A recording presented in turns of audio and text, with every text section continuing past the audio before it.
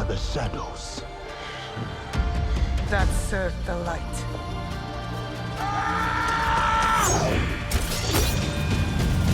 It's time to fire up the animus, because later this year, Ubisoft is taking us back in time to 1579 as part of Assassin's Creed Shadows. Finally, after years of fan requests, the series is headed to Japan during the era of samurai, shinobi, and shogun. To learn more, IGN was invited to an exclusive tour of Ubisoft's Québec studio, where the developers revealed their vision and ambition for this new-gen-only open-world game. And now, we get to take you inside Assassin's Creed Shadows, and tell you all about its setting, its two playable protagonists, and the dynamic world they live in, where every season promises to change the way you play.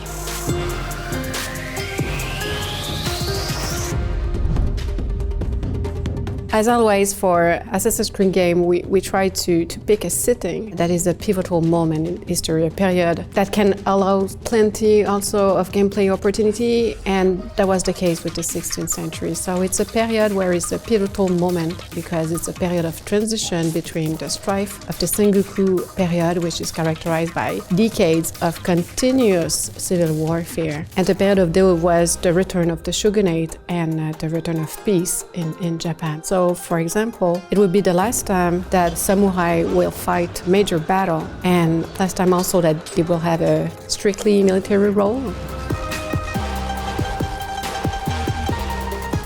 For the first time since 2015 Syndicate, this year's Assassin's Creed will feature two playable protagonists. Tapping into the culture of 16th century Japan, Shadows leads represent two very different warrior traditions: the strong, noble samurai and the swift, agile shinobi. In Assassin's Creed Shadows, we really try to focus on having our two playstyles on two different characters with two different storylines. We do have Naoe as the imagined daughter of a real historical figure, Fujibayashi Nagato, who is her dad and who teaches her shinobi skills. She is a shinobi and she fights like the daughter of somebody who knows exactly what he's doing. Also in the values, and to exemplify that family's values of valor, benevolence, and wisdom.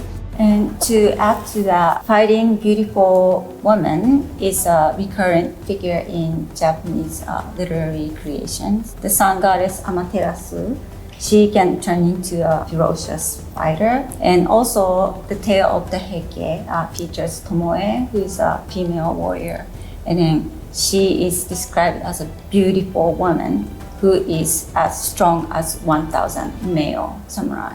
Naoe, is kind of following the footsteps of her. Starring opposite Naoe is the samurai warrior Yasuke. He's an important first for Assassin's Creed. Yasuke is the first time the series has ever featured a real historical person as a playable character. Naturally, the team sought out a fascinating figure for this role, the legendary Black Samurai. As an outsider, first of all, as devs on the team, many of us are not Japanese, so the opportunity to come to the setting and explore the setting as Yasuke was a really awesome opportunity because a lot of players will approach the setting this way as well. You are still a frog in a well who knows nothing of the sea. He was likely born in Mozambique, likely stolen as a child by the Portuguese, brought to Japan later in 1579 in their service. Also, Yasuke is somebody who is going to tie together many of the most powerful figures in our era, so he really is a great point of entry to this as well, with Oda Nobunaga on one side, the daimyo that he serves as a samurai, and on the other side, the Portuguese that he arrives with. He really does a lovely job of connecting the dots historically, what we know factually, and then narratively, we had so much fun imagining the kind of person who would have this trajectory. Yasuke has been featured in many creative writings and media so far. There's like a long list of novels, TV series, dramas that have been inspired by him. Yeah, I think people in Japan are really embracing him as a character, and we really like to, see him representing the samurai spirit. Together, Yasuke and Naoe offer the two sides of Assassin's Creed's classic toolset, stealth and combat. Your approach to each quest will be entirely dependent on your choice of hero.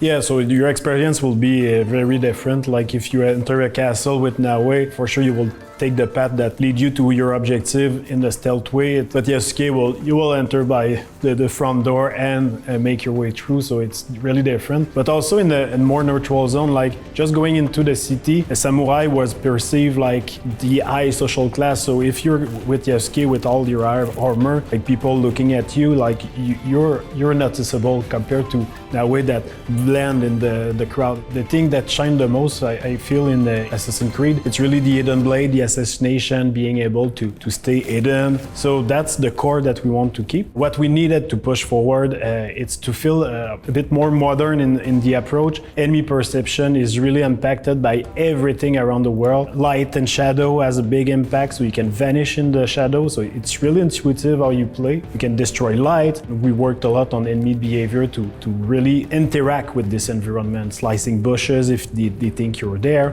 Parkour has always been something that's pretty iconic and pretty core to the stealth experience, because they go hand in hand. And with Naoe especially, you'll have a lot of different moves that she can do in parkour, and also a dynamic grappling hook that allows her to traversal pretty fast and reach other areas. And it's all physics based, so there's a little bit of improbability sometimes when using it. There's a danger to use it, but you can also perform assassinations from it. So it's quite spectacular when you get the hang of it and start using it.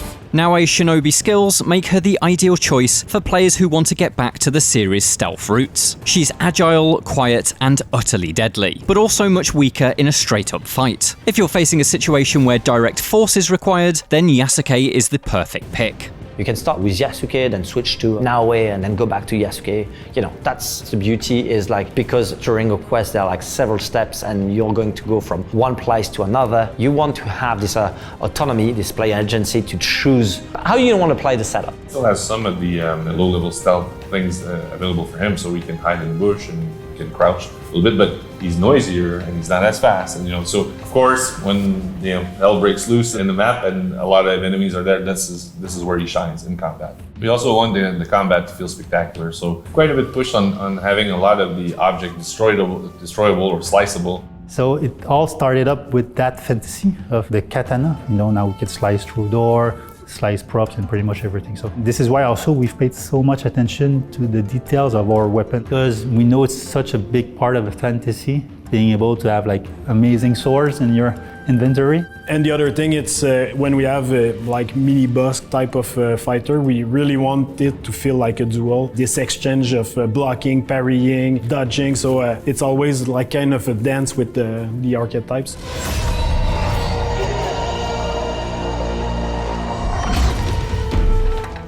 We've been pushing about making sure that gameplay and art, are not separate, but they're intertwining. When it's raining, the enemies, rather than staying under the rain, they're going to look for places to cover themselves, rather than, staying there. And so that creates new routes for the player compared to before. So we have now this new cycle of season that goes as you play the game. Each season you have something that we feel that is feel new for the player. And also the AI react to the season, change their place. The bigger difference is of course like summer and winter. So there is the whole agricultural cycle, so plants like growing and all those things. So in summer there's a lot more things to hide inside the bushes, the agriculture if you're going there. In winter people gather more around fire sources, like everything that lose their leaves is not there for you to hide. The tall grass is gone too, so you need to find other type of cover, like deep snow has an impact on the perception. So if you're prone in deep snow, it has an impact. You go into a pond in the summer, when you go in the winter, or the pond is frozen. You create new and you remove, even at the same time, ways and routes of infiltration, things that you didn't necessarily have before. Season have steps, so we could see the summer begins, summer ends. So you'll see a transition through shaders, leaf will change and stuff will change. But the big season change will be through loading or through your back quest. In this regard, we try to stay authentic as possible to match historical events. When an open world quest, it might happen that you will play a quest in autumn and I will play the same quest and I'm going to be in summer. So that's up to the system and the way you play game. The weather system though is entirely dynamic. It could go from clear sky, cloudy, before storm, and then after rain, and then we'll get to pick what we think fits the best each provinces in terms of probability as well. If it's heavy rain and or fog, well, you won't get the same visibility, so your footsteps are a little bit more masked as well. So players have to adapt constantly to what the environment is giving them, but it allows them to have different opportunities as well. So it's not just hindering the players.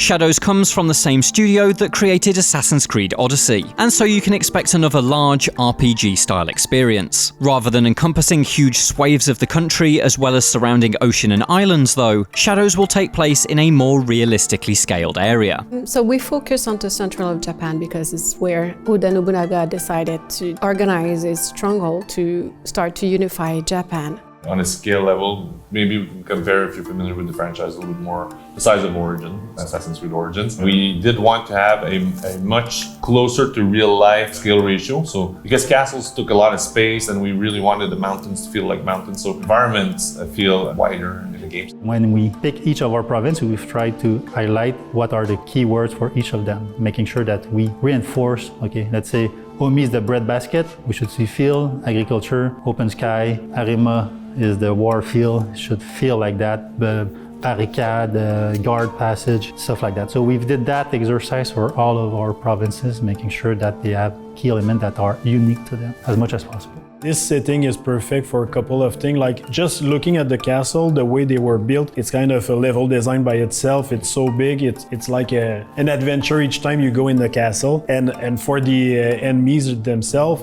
the different archetype with the armor, the helmet they wear, it's easy for us to create this vocabulary that this guy is stronger than this one. As for what we'll actually do in this open world, Ubisoft is holding its cards close to its chest for now, but the team promises a non-linear structure that's mostly centered on hunting a number of targets, something that sounds like a potential evolution of Assassin's Creed Mirage's refocused approach from last year.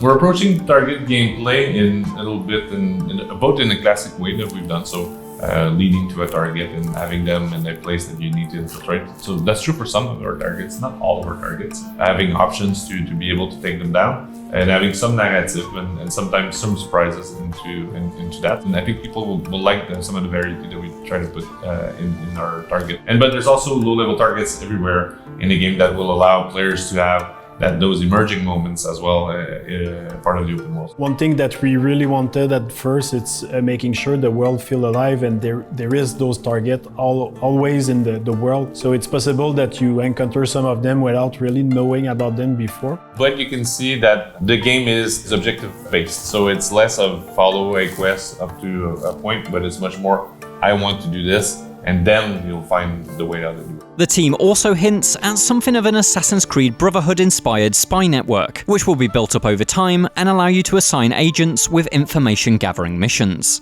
Now in Yasuke, they do have allies in the world, and they do help people, and sometimes they can help them find what they're looking for. And everything is centralized around them building a hideout where their friends and allies can help them. It's an integral part of the exploration loop. You can call on those allies once in a while. They are your eyes and ears on the field, so if you use them properly, they will help you to find what you're looking for or what you missed. Ubisoft Québec makes a promising case for the Assassin's Creed game we've patiently waited years for, but so far we've seen precious little of the game in action. During our tour of the studio, we caught glimpses of a stealth infiltration and a sword fight, things we sadly can't show you here. So far we've not been able to sit down and watch an entire quest play out, never mind go hands-on ourselves. We can only assume the big gameplay reveal then is being prepared for 2024's Ubisoft Forward, taking place on June the 10th. Fingers crossed it'll look every bit as good as it sounds. We know it's one occasion in our life to do an AC set in Japan. We had to grasp it and make the best out of it. This is why we decided to be very ambitious. We are creating something that speaks to many people, very moving, authentic, not necessarily based on historical accuracy per se, but something that is honest and respectful, something that fans, will really resonate with. For more from Assassin's Creed Shadows, check out our detailed breakdown of the new cinematic trailer. And for everything else, stick with IGN.